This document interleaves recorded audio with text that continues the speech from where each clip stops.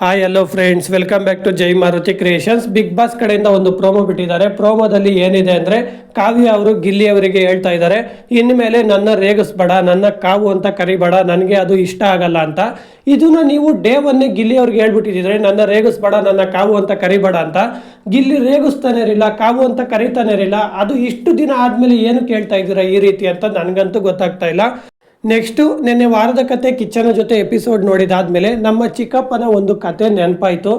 ಏನಪ್ಪ ಆ ಕತೆ ಅಂದರೆ, ನಮ್ಮ ಚಿಕ್ಕಪ್ಪ ಒಂದು ಮೂವಿಗೆ ಹೋಗಿ ಬಂದಿರ್ತಾರೆ. ನಾನು ಹೋಗಿ ಕೇಳ್ತೀನಿ ಮೂವಿ ಹೇಗಿದೆ, ಮೂವಿ ಒಳಗೆ ಹೀರೋ ಆ್ಯಕ್ಟಿಂಗ್ ಹೇಗಿದೆ ಅಂತ. ನಮ್ಮ ಚಿಕ್ಕಪ್ಪ ಕನ್ಫ್ಯೂಸಲ್ಲಿ ನನ್ನನ್ನು ನೋಡ್ತಾರೆ. ಏನು ಚಿಕ್ಕಪ್ಪ ಇಷ್ಟು ಕನ್ಫ್ಯೂಸ್ ಆಗಿದೆಯಾ ಅಂತ ನಾನು ಕೇಳ್ತೀನಿ. ನಮ್ಮ ಚಿಕ್ಕಪ್ಪ ಹೇಳ್ತಾರೆ, ಮೂವಿ ಸ್ಟಾರ್ಟಿಂಗಿಂದ ಕ್ಲೈಮ್ಯಾಕ್ಸ್ವರೆಗೂ ಹೀರೋ ಅಂತ ತೋರಿಸಿದ್ದೆ ಒಬ್ಬರನ್ನ ಡೈರೆಕ್ಟ್ರು. ಆದರೆ ಕ್ಲೈಮ್ಯಾಕ್ಸಲ್ಲಿ ಹೀರೋ ಅವರಲ್ಲ, ಅವ್ರ ಪಕ್ಕದಾಗಿದ್ದಿದ್ದು ಇವರು ಅಂತ ತೋರಿಸ್ತಾರೆ. ಪಾರ್ಟ್ 2ಗೆ ನಾನು ಎಂಡ್ ಕೊಡ್ತಾ ಇದ್ದಾರೆ ಅಂತ ನೋಡಿದ್ರೆ ಪಾರ್ಟ್ 2ನೂ ಇಲ್ಲ, ಏನೂ ಇಲ್ಲ.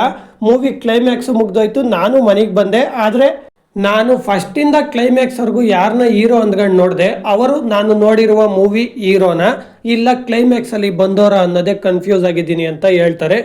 ಫ್ರೆಂಡ್ಸ್, ನಿನ್ನೆ ವಾರದ ಕತೆ ಕಿಚ್ಚನ ಜೊತೆ ಎಪಿಸೋಡ್ ನೋಡಿದಾದ್ಮೇಲೆ ನನ್ನ ಚಿಕ್ಕಪ್ಪನ ಈ ಕತೆ ನನಗೆ ನೆನಪಾಯಿತು. ಅದಕ್ಕೆ ಹೇಳಿದೆ. ಈ ವಿಡಿಯೋ ಇಷ್ಟ ಆಗಿದ್ರೆ ಒಂದೇ ಒಂದು ಲೈಕ್ ಕೊಟ್ಟು ಈ ವಿಡಿಯೋ ಬಗ್ಗೆ ನಿಮ್ಮ ಅಭಿಪ್ರಾಯನ ಕಮೆಂಟ್ ಬಾಕ್ಸ್ನಲ್ಲಿ ತಿಳಿಸಿ. ನಮ್ಮ ಚಾನಲನ್ನು ಸಬ್ಸ್ಕ್ರೈಬ್ ಆಗಿ ಸಪೋರ್ಟ್ ಮಾಡಿ.